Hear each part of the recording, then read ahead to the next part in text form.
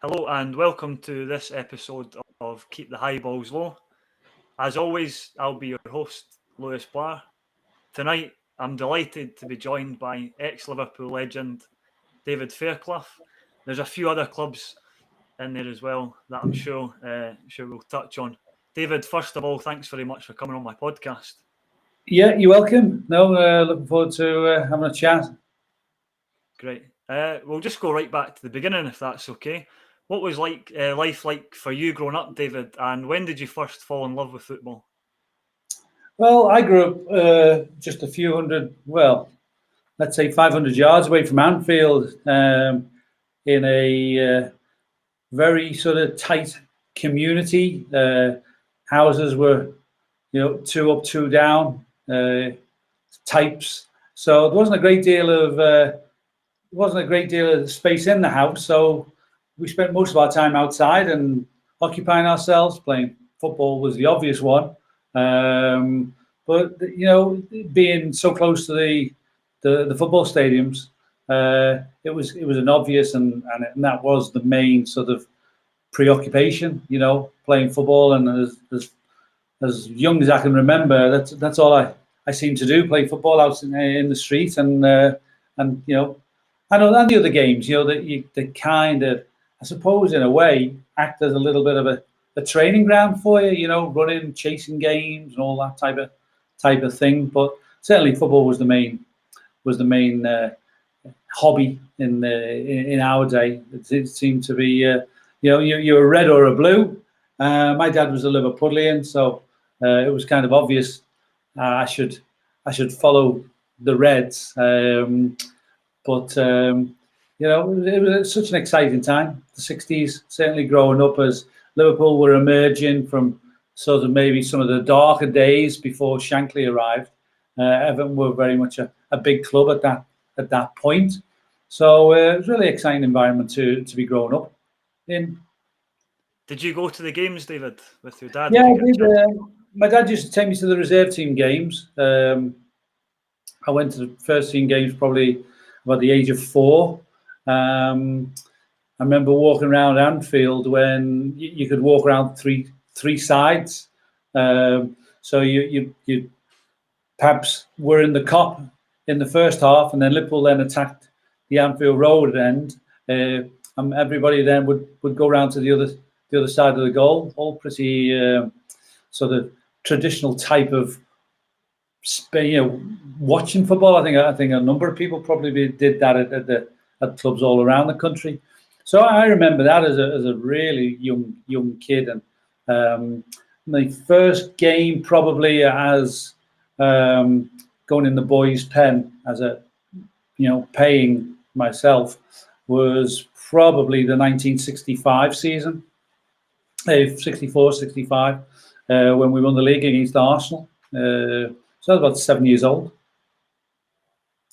Yeah. And do you remember who your footballing heroes were growing up, David? Who did you enjoy watching when you first started going to the games? Roger Hunt was the obvious one. Roger was the big star of the day, certainly from a Liverpool point of view. He was the goal scorer, the main man. And I liked St. John. I thought St. John was had an appeal, but it was always number one was Roger Hunt. And down the years, as I went on to play for Liverpool, to actually have sort of contact with the likes of Roger, Ian Callaghan, Ian St. John, and all those, and later become friends of them. It's kind of really, really special. I could never have dreamt of getting so close to these guys who I idolized as a young boy, later life, enjoying their company, for a drink and a bite to eat and watching football with them. Was the dream always to play for Liverpool, or did that seem too far away at the time, or did you go to the games and think, hopefully one day I can get the opportunity? Well, I think like all kids in those days, you dreamt of being a footballer, but I think there was still a bit of mystique about how you actually were sort of got connected with say a club like Liverpool. It seemed so far away, and whilst we were committed and dreamt of playing for Liverpool, the thought of one day, how would you ultimately maybe get a trial or something like that, or get in, get into their sort of their scouting system. As I say, there was a kind of a mystery about it all. People some people, the older ones, certainly will remember the old images of football scouts sort of stand at the side of football pitches, in raincoats and trilby hats, and making a note and trying to pick up a little bit of the local talent, so to speak. I was maybe a little bit fortunate in as much as at under 11, I played for the Liverpool primary school team, which was the representative team for the whole of Liverpool, which you can imagine Liverpool was a very competitive environment to play school football in. So to get into what was then the elite group for 11-year-olds kind of put me into a bit of but it gave me a bit of profile. I made a few headlines from time to time, and I think that kind of maybe alerted the scouts who were trying to look at what was available locally. I kind of began to appear, I think, in one or two people's sort of notes back to LFC. And how did you eventually sign for Liverpool? You said that obviously scouts were making notes and building a profile of you, but do you remember the day that you actually signed? Well, I played in a streets competition tournament at Stanley Park, on the area which is at the moment the car park for match day traffic. In those days, it was a collection of hard surface football pitches, and after one of these tournaments, a guy came up to me afterwards and asked me what my name was, and he said he was a scout for Liverpool. Now, I didn't really know whether or not he meant LFC or the school's football, but anyway, I just kind of took it with a pinch of salt. Didn't think a great deal more of it until a few weeks later. We moved house because the area around Anfield and Everton was being remodelled, and people were getting moved out to council estates. We went to a council estate called Cantrell Farm, and I was playing for my school team in the morning, and I came back at lunchtime, and my mum said, "Oh, you missed the guy. He came here before. He said he was from Liverpool. He wants to watch you play." I said to my mum, I said, "Oh, I wish he'd come and see me this morning because I scored 4 this morning. That would have been a good day to see me." He said, "Well, anyway, he's coming back tomorrow." So he came back on the Sunday. I was playing Sunday League that weekend. He came over, watched the game with my dad, and had quite a good game. I was invited up to Melwood in the week that followed, given forms, and within a week or so, I'd signed for Liverpool as a associated schoolboy form. So yeah, all very quick and without any fuss. My dad was a very level-headed, quiet guy. Didn't make any song and dance about it. Was kind of quite happy to go along with the idea that I would get some coaching from Liverpool on a Tuesday and a Thursday night, and it was kind of the first rung of the ladder, so to speak. Main emphasis, as far as my mum and dad were concerned, was still education. I went to a grammar school in those days, and that, football really wasn't the future that was sort of expected for kids who went to my school. So the headmaster had to give his consent to me signing this form for Liverpool.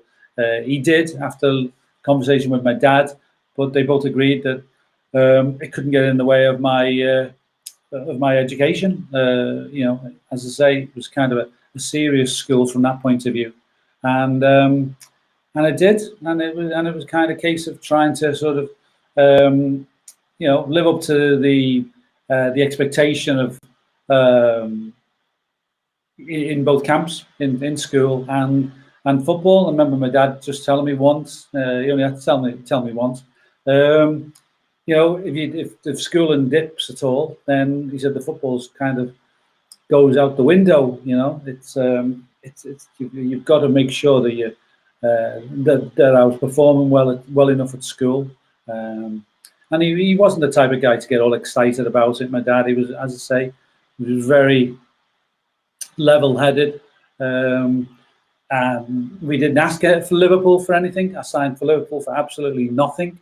Never received a single penny for signing on. My dad didn't make any demands or anything. It was just a case of, well, okay, let's see how it all goes. It was an opportunity to learn and to perhaps see, if I was good enough to sort of make the next steps, really. Were there any coaches, David, when you were a young player at Liverpool that really helped you when you were just a younger player trying to come through? Yeah, they were all very strong. They're all very strong individuals. People like Ronnie Moran, Ruben Bennett, who were working with the first team and reserve team groups on a normal daily basis. They would come in on the odd nights on the Tuesdays and Thursdays and see what maybe what the progression was like with some lads. And when they were around, training seemed to be very concentrated and really serious. While in the other coaches were equally sort of demanding. But when Ruben or Ronnie Moran were there, as I say, kids tended to sort of make sure that they didn't, step out of line, and everyone tried to impress. Did it take you time, David? Was there any point that you struggled, or do you remember the point where it kind of turned for you and you started to, impress these kids and maybe more important stand out? No, I don't think. The hardest part probably was training was very physical, and I remember thinking, "Gosh, this training is hard." I'd never had to sort of work so in such a concentrated fashion on the physical side. Some of the exercises were a lot more intense than anything I'd sort of experienced before then. But I don't think in terms of ability and things like that, it kind of just sort of rolled over. At the same time, I got into the Liverpool under-14s school group. So Liverpool sort of said that I should concentrate on that a little bit more for the moment, because that was a good standard of competition. And it sort of would give me a little bit of break from sort of the intense sort of attitude that was going on at LFC. And I would just be invited back sort of, from time to time, just to keep contact and just sort of, keep in with the group and that type of thing. So it was great. They were obviously allowing me to, not get too sort of distracted, thinking I was obviously going to be a footballer, and just to keep all my kind of plates spinning, kind of thing. But it helped me a lot, I have to say. When I think back, doing cross country at school and one thing another, I'd never been a fan of cross country, and then all of a sudden being much stronger and getting the benefit of the training at Liverpool. I enjoyed cross country. I kind of made it then a bit of a priority to make sure that I got stronger, I was better physically, and and I sort of, rather than being at the back at one time in the cross country runs, I was now at the front. So it was all kind of a nice, gentle, sort of nice balance, really. I can't say it was difficult. I was able to take it in my stride. Bill Shankly was still manager, although he would retire a short time after. Did you have the chance to meet with Bill Shankly? Obviously, such an iconic figure at Liverpool, and would he still come even after he retired? Would he still be around the place, or did he try and keep his distance? No, it did. I met Shanks on a number of occasions when I was getting closer to the club wanted me to sign at the time apprentice forms. You'd be invited to come into Liverpool on certain days and just see what it was all about. You know, what the daily routine was like, what the atmosphere was like. Meet some of the big characters, get close to the players in a type, and you know, meet Shanks, meet Ruben Bennett, Ronnie Moran, Joe Fagan, get familiar with them, and then ultimately I signed on at. I was 16 and a half. I signed as apprentice. I'd stayed on at school to do what we knew them as O levels, GCSEs, and as I say, it wasn't the norm at my school to leave and go on and try and be a footballer.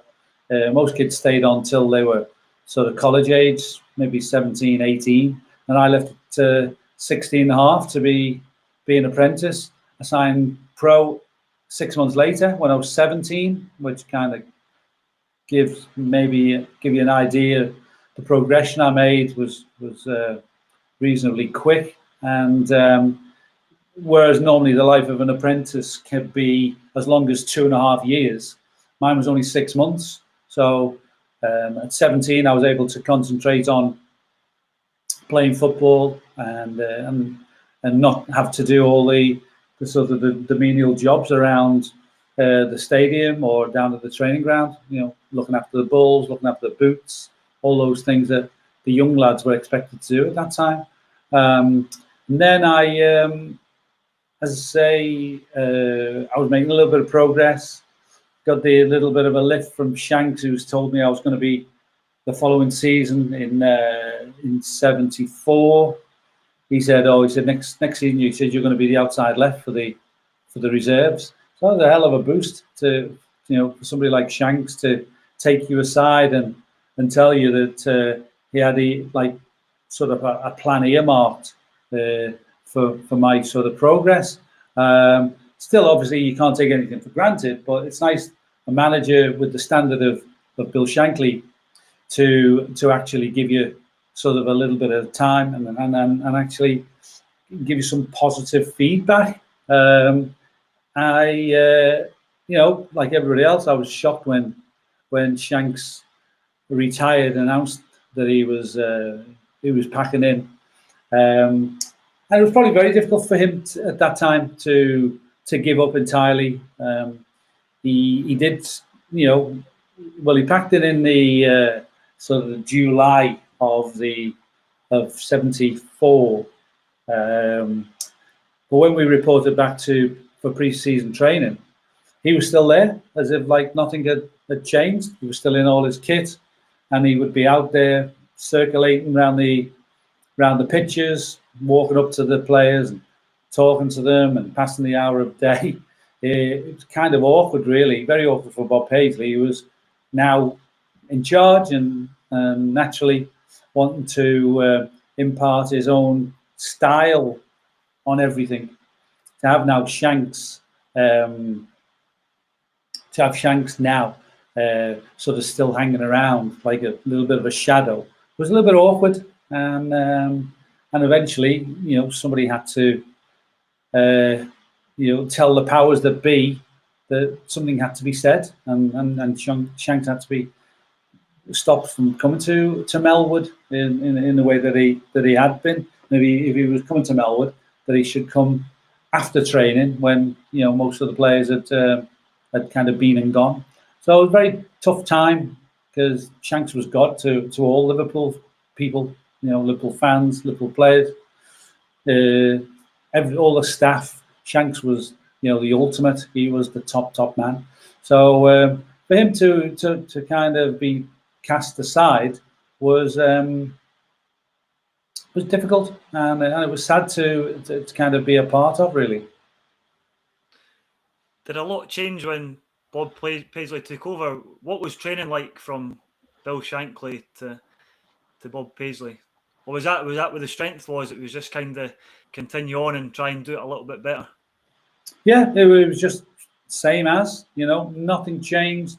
That was maybe seen as a strength of Liverpool, that they were able to have sort of a smooth handover. Players weren't sort of put out of their stride. Training was just like it'd been before, just a slightly different voice. Sort of giving the team talks, and you were answering to.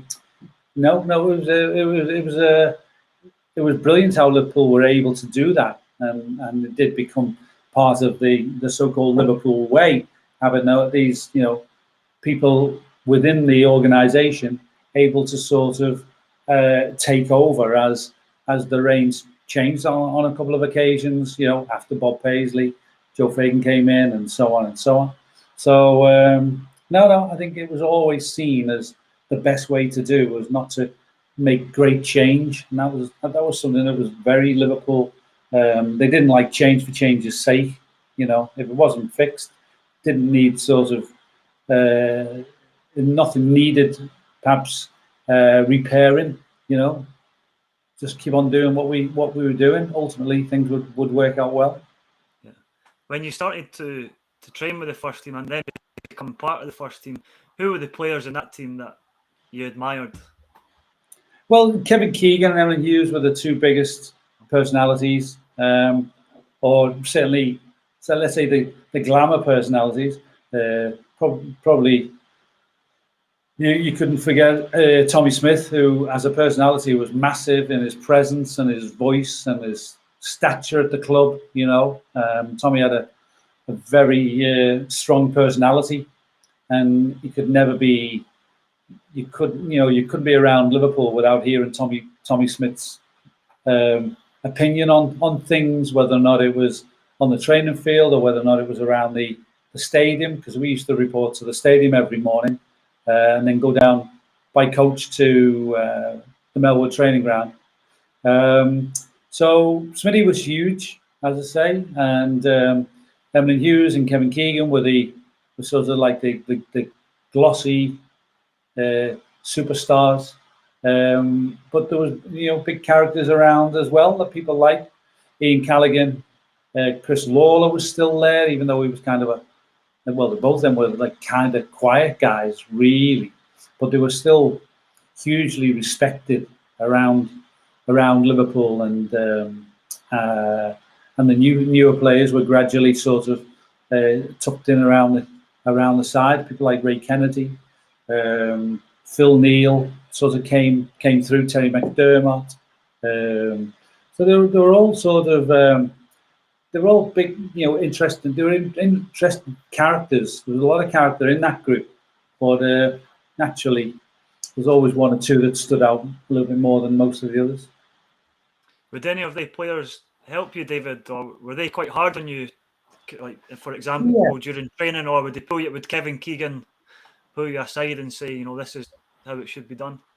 No, that's right. Well, I roomed with Kevin on occasion when I first broke into the team, and that's one of the things that I think that I don't know whether or not when I hear it from other people within football, how maybe they got help from more experienced players and one thing that I don't have any real memory of being pulled aside. As I say, I roomed with Kevin a little bit, and he might have, he said, very odd things, the very odd thing about. But I never ever felt that I got great help from anybody. It was a kind of a sink or swim attitude at Liverpool. If you couldn't take the heat, so to speak, then you weren't going to come through. Liverpool had this way of sort of knocking you down and seeing how you reacted and see whether you were strong enough and whether you had the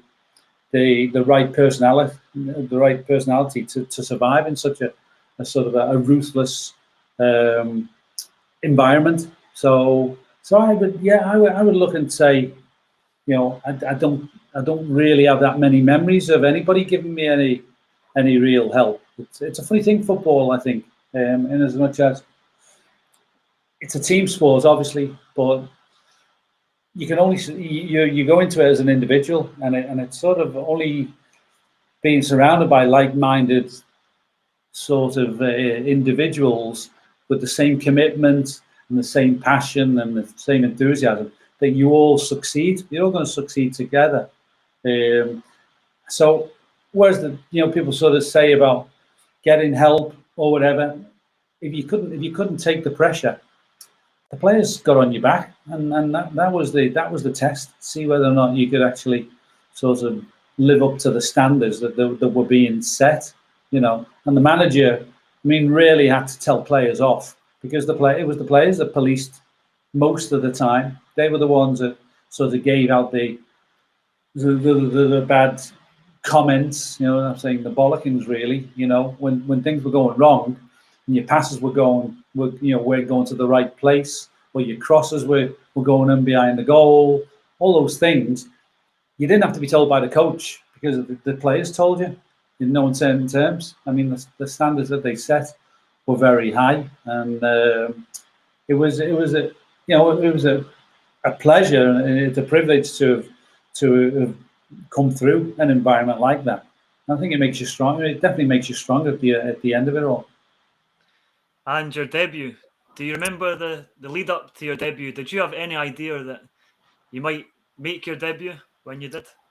No, well, I played for the reserves on a Wednesday night, and normally after we played, you got a day off the following day. So at the end of the game, just thinking, well, we'd won and things had gone well, I was then told, come in for training tomorrow, and kind of puzzled, wondered why just myself and the lad who'd been captain of the reserve team that night were asked to come into training the next day when the rest of the reserve teams were all off. I came in and wondered, what training would I be doing? And I was told I was training with the first team. And then the word was that Stevie Highway had picked up some sort of illness of some sort, wouldn't be playing on Saturday, and somebody said, I'm here. I've heard that you're playing. And I said, no way. Really didn't think it would. That would be the case. And then on the Friday, I got told, yeah, you're in for Steve Highway, and we went up to Middlesbrough for the what was a tough fixture. Middlesbrough had not had come up as champions of the second division. Difficult place to go to, Ayrton Park at the time. I think they started the season off quite well, so it was a big game. It was a tough introduction, and I do remember it vividly, really vividly. It's something that I think it'll never leaves you. My mum and dad went to the game, and we have some really sort of great memories of the day. Unfortunately, I didn't score, but we won. Played well. I was very happy with my debut. Had some nice things said about me. There was some nice sort of reports in the paper, and everything looked as if I'd made a good impression. 3 days later, we were playing the UEFA Cup against Real Sociedad, and I was one of the subs of one of the 5 subs. Stevie Highway was back and he played. I came on at half time for Ian Callaghan, and I scored. So my first game at Anfield, just my second career game with Liverpool, I ended up getting a goal, which, when I look back on it, was obviously a benefit, because we know what people expect of goal scorers, and the longer you go without a goal, the harder the pressure builds, and you're not able to sort of maybe play in the way that you would wish to. So scoring a goal in my first games was was really a nice thing to achieve, and as I say, helped to take the pressure off. How was your dad after your debut and a goal, David? You said that your dad was quite a calm character and wouldn't get overly excited, but he must have been bursting with pride after your debut, and then to score a goal in your second game. Yeah, I mean, my mum and dad never never over egged the sort of the story with me. We were very, very normal, living in a council estate. My dad was an engineer, and he didn't think that, well, okay, this is forever. It was all a case of okay, you've had a taste of it. You've got to now, show them that you're capable of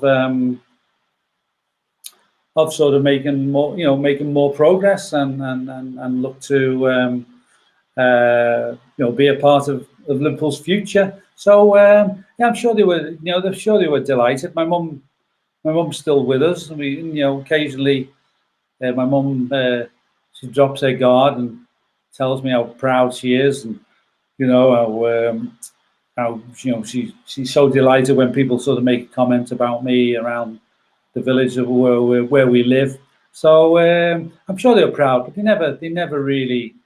never sort of put me on a pedestal. Not by any stretch. They were all very. It was all very. I mean, life was a little different then, because no social media and all that type of thing. So there wasn't quite the same, intensity of people looking for news. We were allowed to get on with our lives, and as I say, living in a council estate, there's plenty of people who are all like you, you were around on a day-to-day basis. So I was living in a very, very simple part of Liverpool, and people in those type of places are very quick to tell you, or certainly show you, if you're getting a little bit big for your boots. Liverpool then go neck and neck with QPR for the league and eventually win the league. David, you score 7 goals in 14 games. Did you feel then that you could then establish yourself as a first team regular, or was it still you had that drive to just keep on improving? Well, yeah, I mean, I did want to improve, and I did want to be in the team more. And when you're getting those opportunities, I was like 18 and 19 years old. It was, I came into the team at 18. By the end of the season, I was 19, and I was scoring some important goals on the run that ultimately led us to winning the league. So, it was a great thing to be a part of, and getting the headlines, making the headlines was very, very special, and it was part of the thing of trying to tell Bob Paisley, basically, I want to be a bit more, I want to be involved a little bit more, without sort of saying it verbally, just by actions. You're sort of saying, yeah, I want to be in this team week in, week out, and ultimately you have that confidence to say, not or no, that you say, I'm every bit as good as these guys. I'm not now sort of just a young 18-year-old kid who sort of should look up to some of these people. You begin to see them as equals, and you want more of it, obviously. The progression is a natural thing. You have to progress. You have to get better. You can't sort of just say, well, okay, I've done it now. I've scored 7 goals. You want to be doing it more and more. And as a young kid, I'd always been known as a goal scorer. Scored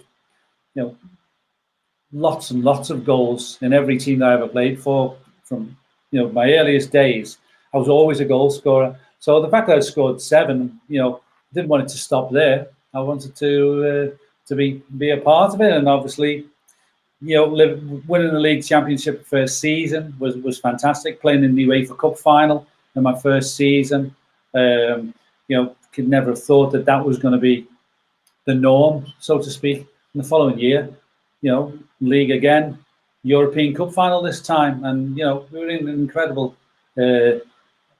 successful period for Liverpool. I just wanted to ask about what type of player you were, David, because Kevin Keegan said that you had a bit of that you couldn't coach into a player. What do you think he was alluding there to? And do you think that just came from your upbringing and obviously, as you said, playing street football? Yeah, I think so. I think I was comfortable with the ball at my feet. I was good with either foot. People down the years have sort of said I was a right footer, other people said I was left footer. Most people thought I was right footed, but I was a natural left footer. So I was pleased, and was always pleased to know that I could strike a ball as good as with either foot. I could strike a ball with both feet equally as good. I had pace. That sort of stood me in good stead, I think.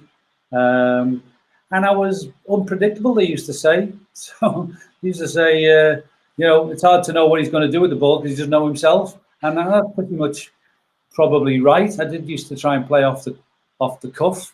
And there's some times when we had training exercises, they kind of let me have a little bit more freedom than one or two of the other players. Whereas some players were restricted, or where everybody was restricted to two touch. With me, they would say I could, I didn't have to keep on a two touch. So it's kind of a little bit of preferential treatment, but those type of things, I suppose, lead you to believe that even the coaches felt that maybe I was best left alone to do my own thing. Do you think that's missing now, David? Because I think obviously up in Scotland, we don't seem to produce a lot of players like we used to that were known as you would say, street footballers. I know the standard is a lot higher in Liverpool Premier League, but do you think that academies could maybe go back to that and try and encourage players to be a bit more street-like? I don't know really. I think sometimes, certainly when I do bits of coaching, I try and encourage, say, 3 against 3 games, small-sided games. That's where players can introduce a little bit of individuality into their play. But so much of football these days is kind of played on a computer board. Really, it's all strategic. It's all laid out. It's a case of not losing the ball, playing through lines, and all these different things. Football's been rehashed. It's not reinvented so much. It's just I think rehashed. It sounds more appropriate. And for the moment, I can't see you see very few players in the modern game who really do excite you, actually, or certainly excite me. I love to see players taking players on. Liverpool at the moment, we have like Luis Diaz, who is the type of player who, is a little bit of action that he had on Saturday, where he sort of ghosts around. He'll go around the outside of players ultimately to get the shot in on goal. That was the kind of thing that I was more comfortable doing in, rather than sort of laying the ball off, making it. It's all sort of this wall type passing combinations. But I think it's in you, and if it isn't a player, and let's say use Diaz as an example, I think it should be, you shouldn't sort of try and change somebody that has that ability and in his game. I sit with the ex-players at both, at all Liverpool games, and like Roy, that's a common comment from Roy Evans, who feels that there's not enough sort of players out there who are willing to take players on. Everybody wants to play a little bit safety, play it into areas that are kind of have been plotted in the days leading up to a game, systems. So it's a bone of contention, and I think players that played when we played, I think, are happy that they did play at a time when you were freer and you could express yourself. And then football seems to be so guarded at times these days. I think I remember seeing that Tommy Smith said about people that say, could that generation play in today's game? I think it was Tommy Smith who said, it's not that, it's whether they could play back when we played. And I always like that quote whenever I see it. Yeah. I think it's quite a common sentiment, you know. I think Mick Quinn, who played for Newcastle, mentioned it just the other day as well. It is. You know, you're often asked to try and draw comparisons and say, could you play now? I think my game would be kind of suited to the modern game, because I was pacey, you know, comfortable with the ball. But as you say, I think it would be much more of a test for some of these lads to play when we played. But with the pitches that we had, all the sort of the things that went with football of the 70s and sort of maybe, you know, either side of the 70s, it was a tough game. Referees had a different approach to what was allowed and what wasn't allowed. You see players going down these days, you know, just with the merest of touches, you know, as if someone makes contact with you, you have the right to go down because, you know, you've sort of had that little bit of contact.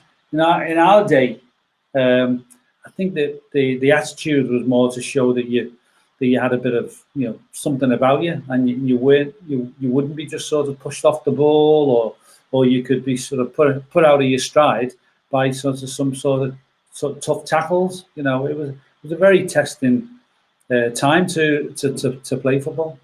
And obviously one of your most famous nights and a great goal, and I think it's even more of a great goal when you look at the pitch, when you actually watch that goal. What are your memories of that time?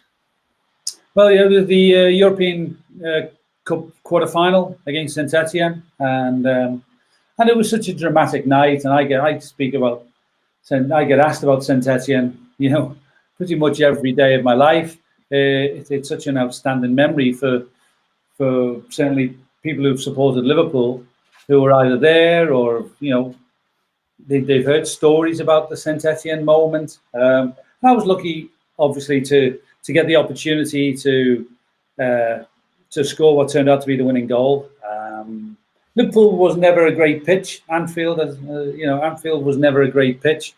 Very lively, very little grass on there. It was nice, perhaps in August, maybe even September. But once the winter began to appear, the pitch generally, you know, was awful to play on. So it was a test, and the night with Saint Etienne, because it was at the end of the season, the pitch was lively, bouncy, and what have you. Not a great deal of grass on the pitch, but the thing for me was once the ball from Ray Kennedy, you know, sort of fell into open space, I had to make sure I had to get the ball down to, you know, to a position where I could do something with it. So I was able to sort of first take it on my chest.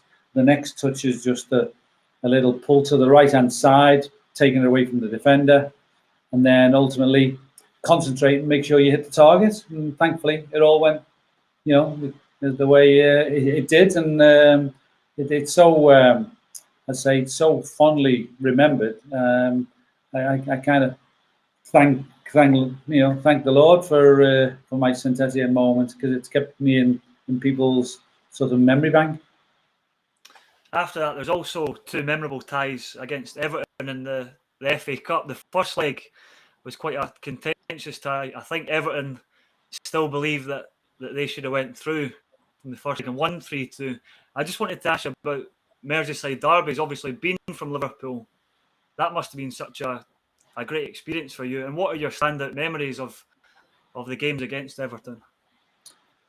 Yeah, great memories. Obviously, growing up with the Liverpool-Everton rivalry, as as I said earlier, the dream to play for Liverpool, but equally, you want to play in a derby match. And we played in these derby matches in the streets, in the parks, you know, down the years. Great thrill to actually play in a real one. and feel the intensity, what it all meant to both sides. At that time, we probably had half a dozen players from Liverpool, who actually were born in Liverpool, and Everton probably had half a dozen as well. So that made the game a little bit more even important, because there's a lot of pride out there, and we all knew what it meant to everybody who's from Liverpool. So those games were very intense. My biggest memory was scoring the winner in 1976, which is also nicely remembered by certainly the red half in a positive way, and those of the blue persuasion still hate me for it, which is really nice, good source of fun. But I did play in other derby games, and they were always memorable. I think personally, I think the biggest games of the season for Liverpool fans, for Liverpool, Liverpool versus Everton, it doesn't come as bigger than that, I think, in a season. You were left out of the FA Cup final against Man United. Were you given a reason why as to why you out? Well, I'd been told I was playing the week before, so it came as a bit of a shock to be told that the boss had changed his mind, had seen another perhaps way of tackling the match. With the European Cup the following week, he felt he would sort of juggle the pack a little bit and try and retain some of the energy for the second game, rather than sort of go all out to win the FA Cup final, which was disappointing, obviously. And the fact that I was the one who missed out was very emotional.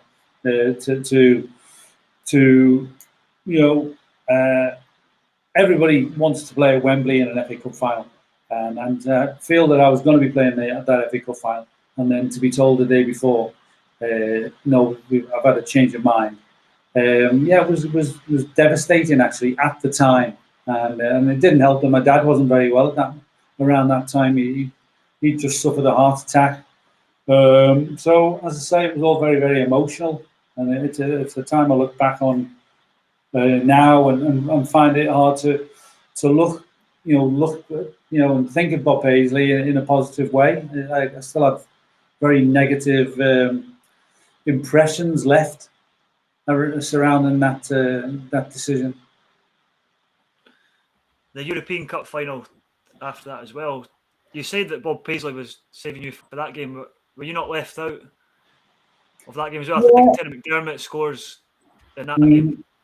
Yeah, he said he'd need me in as a consolation, as he had a little bit of a habit of doing that type of thing. Kind of offering you sort of like some sort of one against the other. He said, "Well, don't worry, you're not playing tomorrow the FA Cup final, but I'll need you next week in Rome." And ultimately, that didn't happen either. I mean, you can't sort of make those type of things. It's like it's kind of, you can't promise children. It's not a way of bargaining to promise something and then not deliver. And if you don't know what's going to happen, would my way of approaching it would be to say, well, don't even mention it. Don't build somebody's hopes up and then pull the rug kind of thing.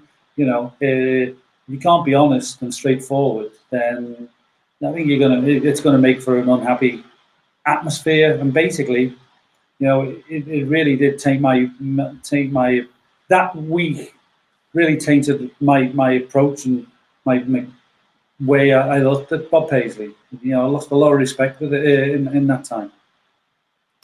Shortly after that, Kevin Keegan leaves the club, and obviously we've mentioned already how he was such an iconic figure. I mean, for me, myself, in terms of Liverpool, it's a bit like Steven Gerrard.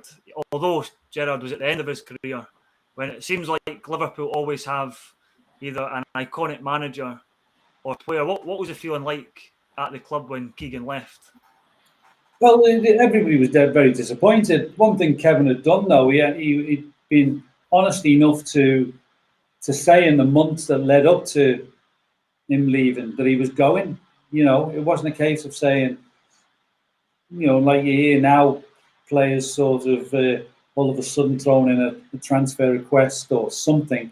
He did, you know, he did sort of give the club every opportunity to plan for life after him, but he said he needed a new challenge. It sounded very exciting. To go off and play in Germany was something probably none of us had considered at that point, but it sounded like a really exciting thing to go off and do. So it was a blow because Kevin was a massive part of Liverpool. And, you know, from 71 to 75, 76, he was a you know a massive part of how we played and his personality and his enthusiasm. And it was probably a little bit of a tough time for Liverpool to work out, you know, what was the next step forward, really. And also ultimately they got the opportunity to sign Kenny. Yeah, as you say, Dalglish comes in.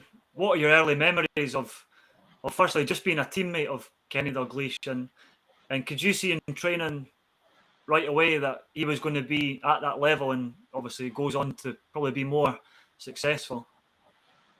No, I think we'd seen the odd little snippet of him at Celtic and for Scotland, and we knew that he was a little bit of the emerging superstar for Scotland. But I don't think we knew that much about Kenny. And then when he arrived, he made a good impression. He was quite a humble bloke. You know, he didn't come in with any big sort of, you know, big ego, and he wasn't flash in any way.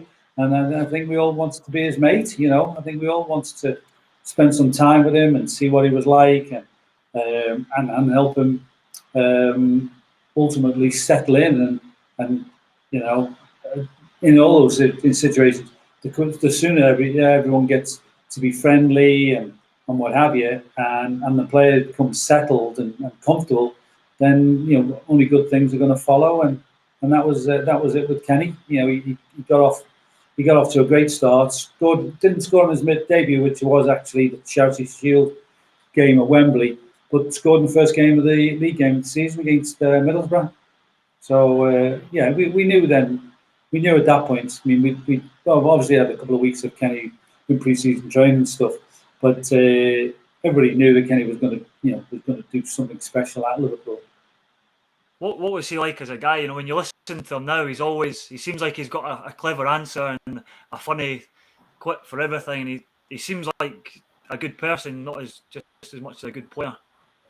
Well, he thinks it's funny, I have to say. But he does like to make a quip. I mean, he's a hard one to get, you know, to get one over on. He's you know, he's all there. He's sharp. He's good company. You know, see him from I go through spells of seeing him kind of you know, once or twice a week, to then maybe not seeing him for a couple of weeks. But you know, we all became such good friends, good mates, and you know, the bond that existed is the same as with everybody. Not just, you know, wouldn't be like just a Kenny and, you know, the likes of McDermott and Alan Kennedy's and Jimmy Cases and all this. I think we have a really, really strong connection. Everybody that played in that group, and Kenny's no different. He's, you know, for the most part, he's very, you know, down to earth, and very much a guy who you know, is at home with the, you know, with us lot, the guys that he played football with. He's never moved on, so to speak.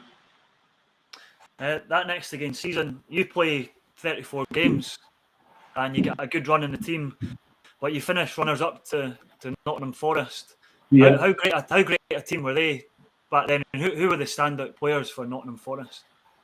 Well, Forest were an emerging team. They'd come up from the second division, and it was amazing what they did. Fantastic success. They they were unique in how they came about. Brian Clough got a group of players from sort of all over the leagues. Not the most obvious of superstars or players that you would think would sort of combine easily, and he created this incredible team spirit. Great group of players. They were very difficult to play against. They were very physical, but they had a way of playing, and we probably were a little bit naive at times. On a couple of occasions we played against them, we kind of played into their hands, and they hit us on the counter attack. But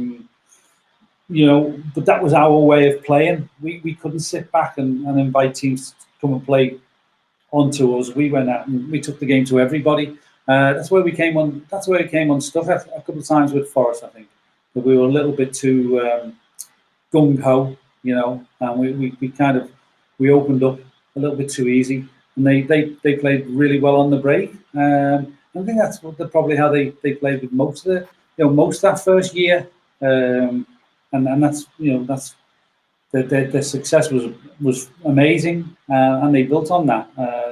It's an absolute credit to what Brian Clough built and the group of players that he had alongside him.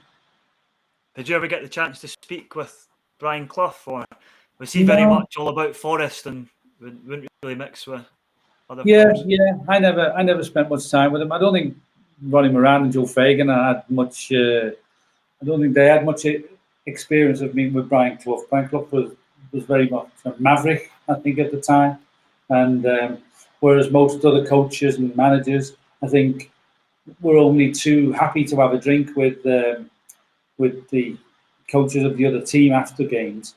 I'm not sure that went well. It was worked the same way. I think Clough was a little bit of a, he wants to do it his own way, and kept his.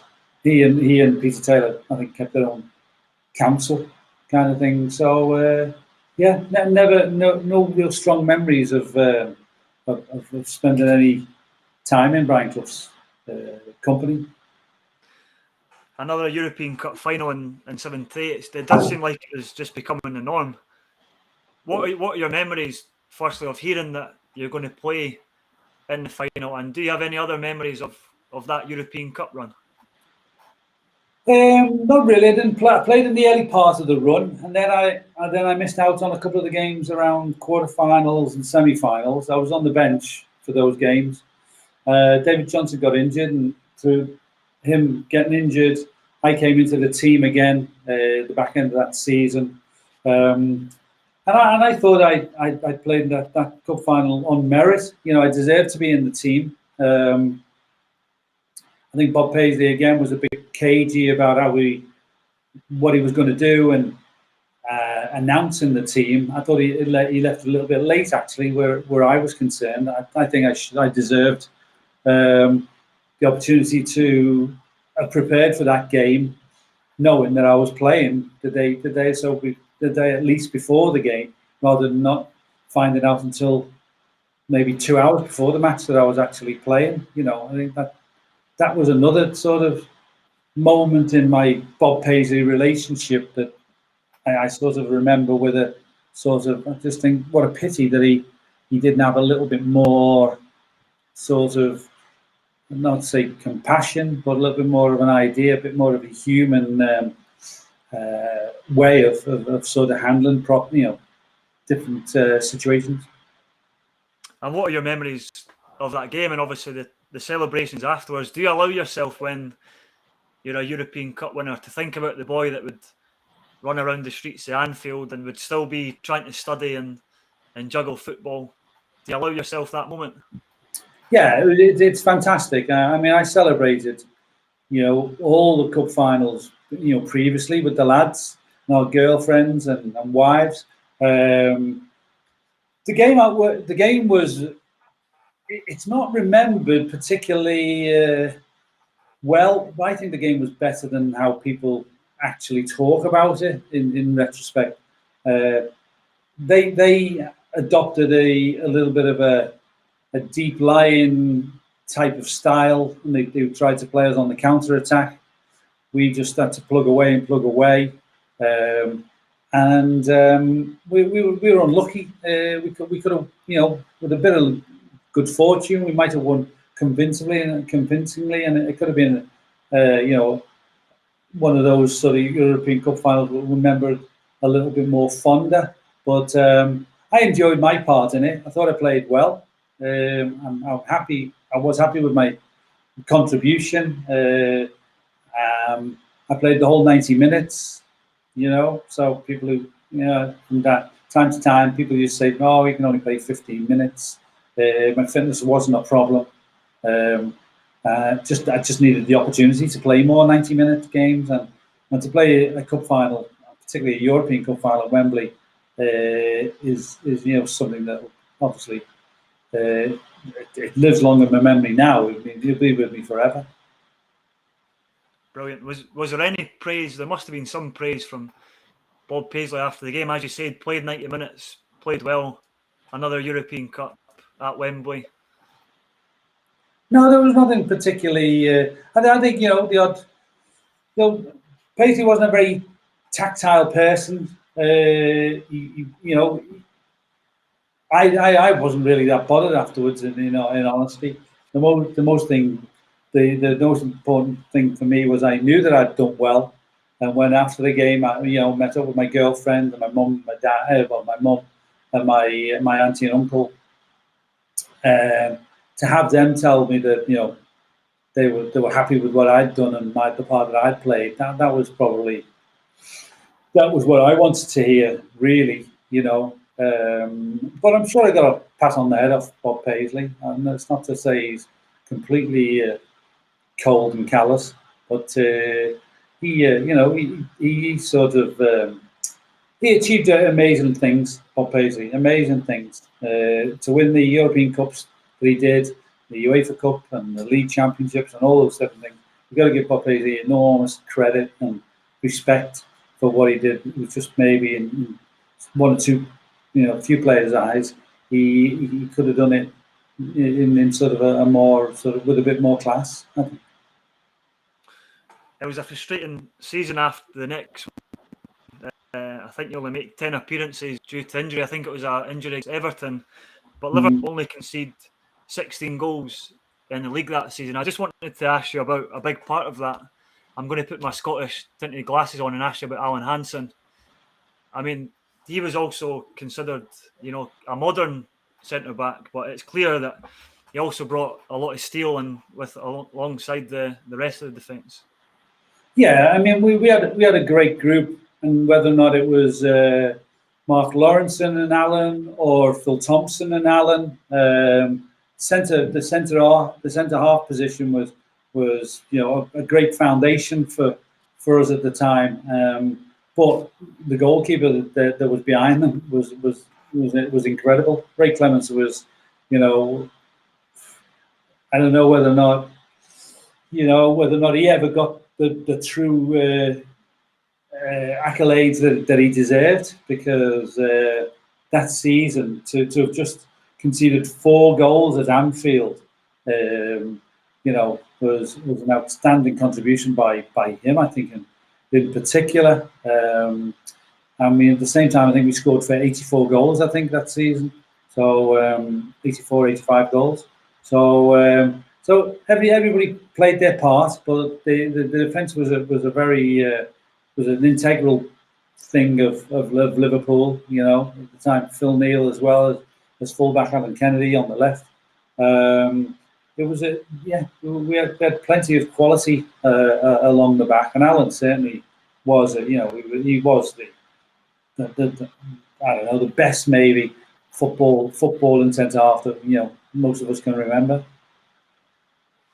The next again season is a lot better for you, David. Again, a great goals record, 13 and 26 appearances, and you're also the top scorer for Liverpool in the FA Cup and the League Cup. But that season, David Johnson scores 28 goals. Do you feel that there was always a lot of competition? I mean, we spoke about Dalglish and Rush comes in later, but even guys like David Johnson can get nearly 30 goals in the season. Yeah, I mean, there's all kinds of different reasons why Jono had the shirt alongside Kenny in the first part of the season. I think Stevie Highway might have still been there as well. And the team got off to a really flying start. And in those situations, changes didn't occur. Nobody was getting injured. There was no changes, so that the team went on this long run where they were battering everybody. A lot of goals, banded around. Jono really wasn't maybe, although we played something similar, sometimes similar. I think we weren't actually similar players. Jono's strengths were not, weren't necessarily, thinking against mine. I mean, he was very good in the air, and he was a bit more physical than I was. I mean, I was maybe a little bit of a mix between somebody like a David Johnson and a Steve Highway, really. Bit like the current sort of forward players Liverpool have at the moment, who are all interchangeable, all very flexible and generally good on both sides. Jono was pretty much a down the middle type of player. And my problem that season probably was the fact that although Stevie Highway told I think that was going to be his last season, he ended up having quite a good season. He started off well and he sort of didn't tail off until a little bit later into that campaign. Ian Rush then joins in 80-81. There's a League Cup win, and you still scored 2 goals on the European Cup run, and I think you get 7 goals in 16 games. Was there any thoughts of leaving after all of that and still maybe not being a regular, or was the idea still to fight for your place? Well, I wanted to hang around a little bit, but I'd had a couple of injury problems, and I'd missed probably about 14 months in all of, or a year certainly, and I'd really I'd just sort of begun to fade out of the picture, and Rushy was emerging, the team was changing a little bit, and Liverpool as a place was beginning to change as well, and I thought it was probably time for me to actually try and step out and stand on my own 2 feet. And you end up going out on loan shortly after that. How does that move come about? I think it was Toronto Blizzards that you went to eventually. Yeah, well, I'd had this knee injury, and I'd lost probably the best part of a year. We couldn't get to the bottom of the problem, and then when they eventually did, the English season was coming to an end, and the idea of me being sat up, sort of dragging my heels for the summer, while I was fit to play. Bob Paisley came up with the idea that, do you fancy going out on loan for the summer? And he first offered me Hong Kong. I said, I don't want to go to Hong Kong. I said, I want to go and spend summer in Hong Kong. I said, I wouldn't mind going to America. I said, so he said, all right, leave it with me. Next day or two, he came back sort of saying, yeah, there are 3 American teams would take you.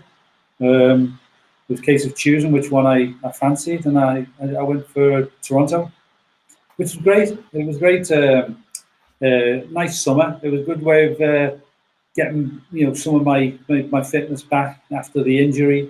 Great experience to go and see America and see how it would be moving away from Liverpool and mixing with other players from other teams and all that type of stuff.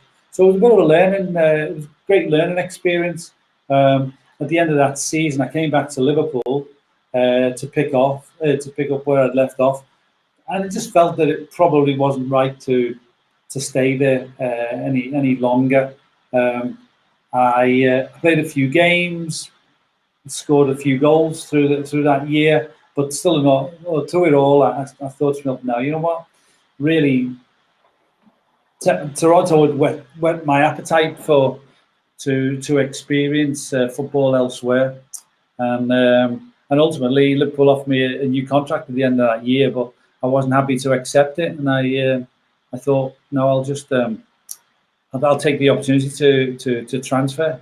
So under the terms of what they'd offered me, it kind of offered me a way out of Liverpool, and I was able to get a free transfer. And at that point, then it was a case of just sort of seeing who and what type of teams would be interested in me. You also have a spell in Switzerland, and before coming back to England, you play football in Belgium. How firstly were they experiences for you, and would you encourage young British players? We've actually had a few recently in Scotland, some of our young talent go abroad. Would you encourage young players to do that? Yeah, but Switzerland was fantastic. I loved, it was a great experience, great place to live. We found out a lot about sort of all kinds of other things. Me and my wife. I really enjoyed it. It was great. But then I got into a little issue with the club, and ultimately I ended up sort of breaking up with them, kind of thing. Came back to Liverpool. Well, came back to England briefly. Realised I'd made a mistake leaving the continent. We really enjoyed living in Switzerland. And the Belgian team came for me, SK Beveren. And it was great. My wife was expecting a baby, so it was important. She felt comfortable wherever we were going to sort of settle. And we went out to Belgium, amongst other places. Had a little look, thought, yeah, really nice. And in due course, we went and we signed for Beveren. It was a couple of really, really great years. I was there 3 years. 2 years were fine. Third year was a little bit indifferent.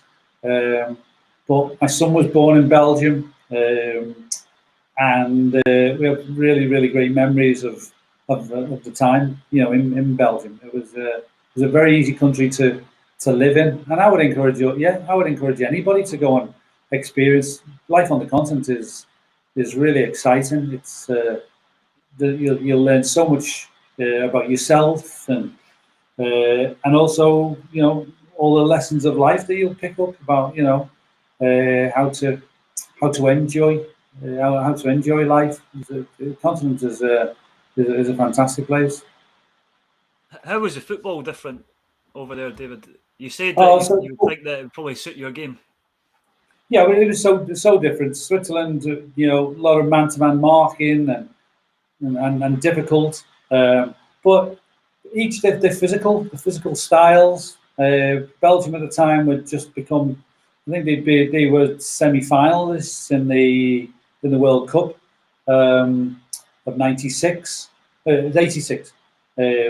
So they've just been they've done really well in the World Cup, and Belgian football was on a high, and it was a great standard, very good standard. Yeah, enjoyed it.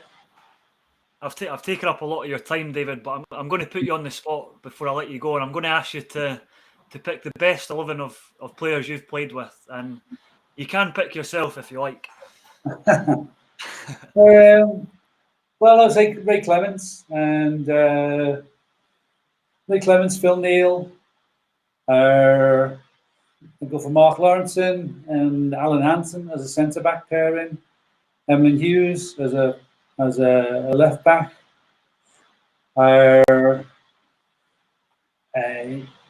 Ian Callaghan. Graham Souness.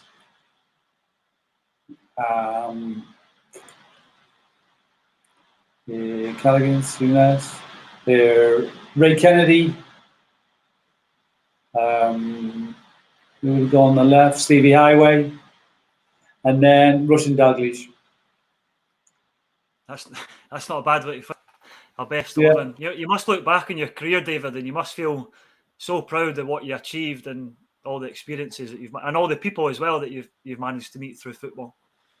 Yeah, I mean, it's been fantastic. Got some great friendships along the way. I've been fortunate, obviously, to have sampled all that success with Liverpool and the experiences have been varied.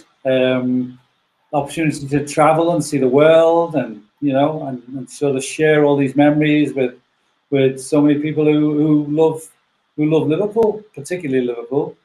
A lot of people love football as well, so it isn't all just Liverpool fans who I talk to and have these great moments with. But yeah, I count myself being very lucky. I might have changed one or two things if I did it all over again. Chance would be a fine thing, but yeah, it's been amazing. Been really. I'm blessed in that sense to have been a part of it. To have grown up and played with the team that I adored when I was a kid, and to leave a memory that people, sort of they remember bits and pieces that I was involved in and that I achieved. That's I think that's very special. Brilliant. So last question from me, David, and it's a question that I ask all our guests. How would you like to be remembered as a footballer? Oh gosh, just somebody tried his best and played for a team that I loved, and yeah, tried my best, tried my best. Brilliant. David, as I said, I've taken up a lot of your time tonight, and before you go, I'd just like to say thanks for taking the time to come on my podcast. As a Liverpool fan, and my dad's a Liverpool fan, so I'm sure he's going to look forward to watching this back when it goes out. So thanks again, David. All right, Lewis, cool, no problem.